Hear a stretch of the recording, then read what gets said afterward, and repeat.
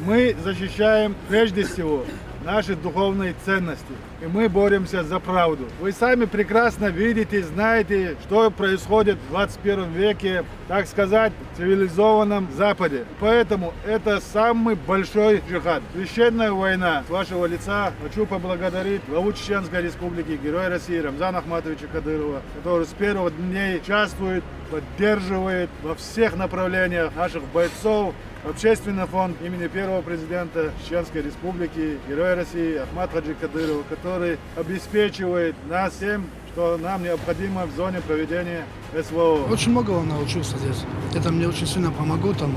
18 лет исполнилось, только сразу пошел. Сегодня они там, завтра они будут дальше. А послезавтра придут сюда постучаться в наши двери. А это мы им не позволим сделать.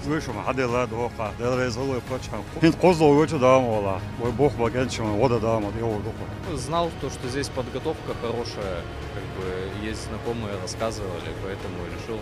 Я готов защитить родину в любом случае и отдать за нее жизнь. Ахмат сила, Аллаху Акбар.